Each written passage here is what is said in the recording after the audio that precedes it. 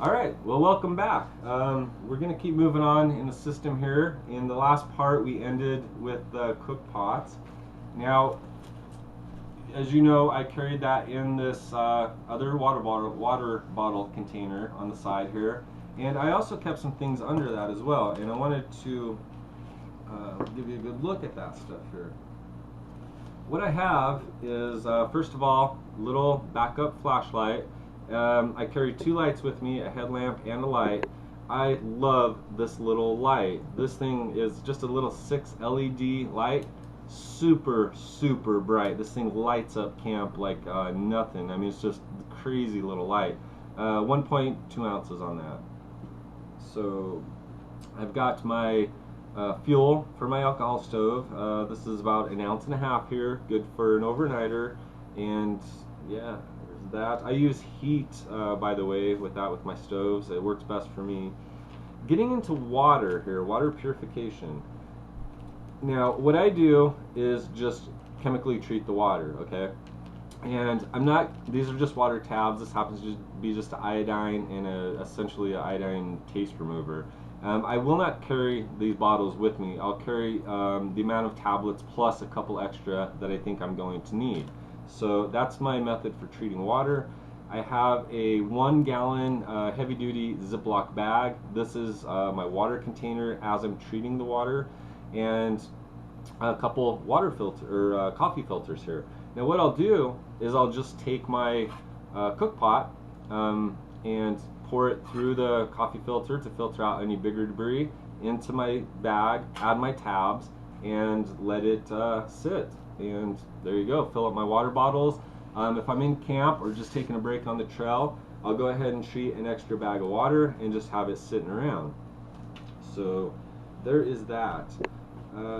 Actually, we'll start delving into the pack now, and keeping along the, if I can get to it here, keeping along the lines of water purification. This is not an item, if I can get it out, that I had on that trip. This is a new item which really adds to my pack though. I love this option. When you're going this lightweight, a water filter is really hard to come by that's going to fit your weights. And so a friend of mine, Bill, and that's Wah Hiker, recently made this do-it-yourself gravity-fed water filter. I'm not going to go into this too much here. I would recommend checking out his video on that, and there will be a link in the description area below. Once again, shout out to him. He's got an amazing outdoors channel, backpacking, do-it-yourself gear, just a range, some good cooking, just a fun, solid quality videos over there, and he's an amazingly good guy to boot. So anyway, this was a gift from him, and just really bumps up my water purification abilities with this little system here. This allows me to treat my water without chemicals. So if I'm on a long trip, you know, and I don't want to keep putting these chemicals into my body, I can just filter the water, you know, and that's of course with a fairly clean water source with this type of filter. You know, if the water is very questionable, I can treat it and then filter it with that, and it will remove the chemical taste and that. So good solid system there. And once again, thank you, Bill, for sending that over. That is definitely going to be a highly used piece of gear there. I did remove a couple items out of here. One of these is just my little hygiene kit. I'm not going to break it open, but I've just got some TP in there, some of those little 2 disposable toothbrushes. Those things rock for just little quick overnighters or 2-day trips. Little tiny bit of biodegradable soap. That's pretty much it. Just keep it really simple with that. Do have my little first aid kit. Now this is just a 1.6 ounce first aid kit here. Fairly comprehensive, to be honest with you. I got a lot of capabilities in here for wound management with just this little pack. Just some of the items that I have in here are, antiseptic wipes, alcohol prep pads, exam gloves, antibiotic ointments, sorted bandages, larger bandages, absorbent gauze, different medications, you know, such as ibuprofen, diphenhydramine for, you know, allergic reaction, allergies, some aspirin, some famotidine, which is basically Pepsid, so that's your tummy meds right there, and you know, some Q-tips. So fairly comprehensive little kit there. Not gonna treat a major trauma wound, of course, out there with that, but it'll do for the small stuff. Next, just a map of the area that I'm going to be hiking in, and last but not least in there is we have just a little bit of, it's actually a fairly good length of nylon cordage, and this stuff is surprisingly strong, and I like it because it's, you know, compact and lightweight. A lot of guys will choose to go with you know, 550 cord on that for their extra cordage, and that's an excellent option as well. This works out great for me though. I've not had an issue. I love that little stuff there. Let's see these outside pockets here. What we've got here is just some bug juice, basically, some bug wipes, keep the skeeters off you, and that's about it, nothing too complicated, and some wet wipes just for a quick cleanup. Negligible weight there. Okay, now one thing on this pack that I want to go into, first of all, these are 2 garbage bags, full-size garbage bags here. One of the weaknesses, I guess you would call it, or the minimal aspects of this pack, is I don't have a lot of room for a sleep pad, okay? So this is not a full-featured comfort system by any means. It's not going to be like sleeping at home in your big, soft, comfy bed, okay? So these bags serve a couple purposes. One, this is my rain gear, okay? With a system like this, definitely works with it. Now, I can't carry a full rain jacket with this. If I do want to bump that up, if I'm, you know, there's a chance of inclement weather, I can carry just a cheap, you know, dollar store rain poncho. Honestly, these serve about the same purpose though. And they also are usable in a pinch for filling with debris, such as dead leaves, dead grasses, things like that, to make kind of a makeshift sleeping pad. And now I'm not advocating by any means, you know, damaging or causing any harm to or impact to the environment, the area that you're in. I'm talking, you know, selecting a site that offers you the most comfort and utilizing the resources that are available. You know, so instead of choosing a rocky location to sleep on, you know, I'll kind of look around and choose a softer, you know, something with softer ground, maybe, you know, some good hardy grasses that you can land that are going to bounce back.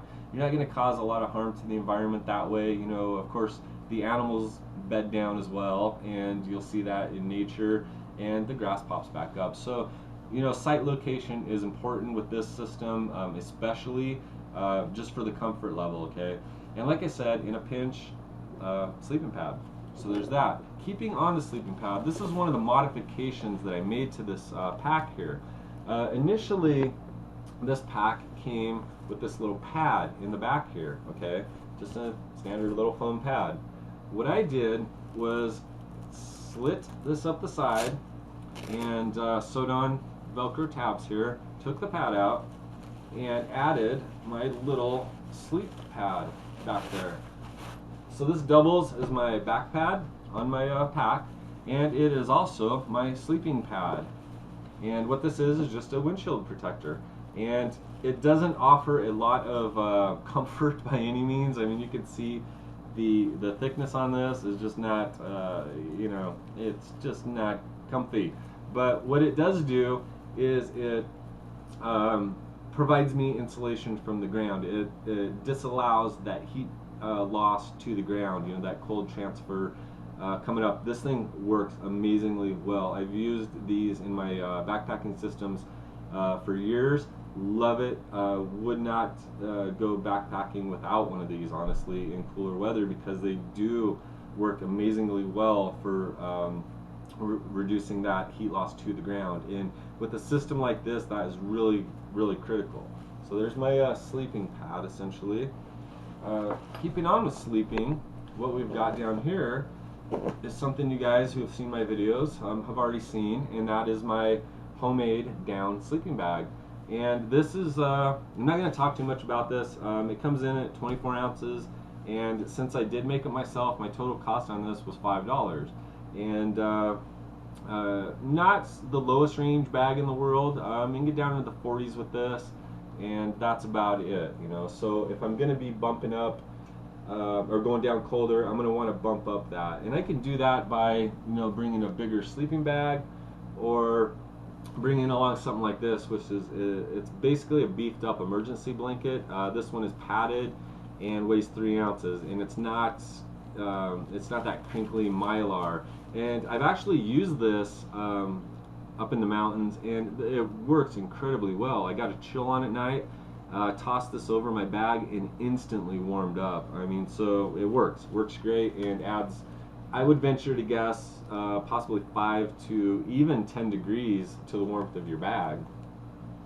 Okay, one more thing on the sleep system here. Now, like I said, upgrading. Now, I know a lot of you guys aren't going to be really happy with sleeping on the ground or sleeping on a 16-inch sleep pad there. So, upgrade option for me is the closed cell foam. Now, this is just one that I got at Walmart and cut it down to size. It's about 20 inches by 50 inches now, so it's a 3/4 length pad, and I can strap that onto the lumbar pack here, but you know, it's not worth it to me. It is worth attaching to my pack though, my lightweight pack, or even putting inside, you know, for a type of frame. So that is an option for increasing your comfort level by far, you know, for your sleep system. So moving on, I think we've pretty much got everything except the main compartment now. So, oh, nope, we haven't. One more item in here is, this is just a little grocery sack, basically, and this is for garbage. You know, for my own and other people's as well. I just can't seem to go into the outdoors without coming across litter everywhere, and I'm sure you guys have had that same experience, and so it helps to have something, you know, to pick that up and carry it out. And anyway, so moving on into the main compartment here, we have some clothing items on the top. Just the requisite bandana, multiple uses, not going to go into that too much there. I've got my little skull cap here. This is just a micro fleece cap, very warm, keep your head warm at night, you're going to stay warmer. So there's that. Extra pair of light socks, same principle here. Even if your socks that you're wearing are dry, if you think they're dry, they're actually not. They're dirty and damp to some degree. They hold some moisture, and so if you change into a nice pair of clean socks prior to going to bed, you're gonna sleep warmer. So, like I said, the head, the feet, and equals warm. Let's see. I've got my little headlamp here. Now, I recently just started carrying headlamps. I never really used them before. But like you guys know that use these things, I love them. I mean, these things rock, dude. For just having that light on your head and available wherever you're looking, having your hands free. Yeah, you guys that use them know. And so I'm a new convert to these. Love them. Won't do without them now. This particular one, I kind of have a love-hate relationship with, just because it is a low-cost option for a headlamp and ran about $5. But what I lost there with that price was weight. I'm coming in at 3.1 ounces on this thing with batteries, so it's not the lightest in the world. I could definitely shave a couple ounces by, you know, changing up to a better quality, lighter headlamp. So this is one item that is just an example of, you know, you give a little to gain a little, and just some compromise there with that. Let's see if clothing, we'll wrap up the clothing, I think. This is just a base layer top shirt, coming in at 8 ounces. This is fairly heavy for a base layer, but I love this shirt. It's incredibly warm. It's one of the best base layer shirts that I've came across, that I've owned, and that was actually a thrift store find.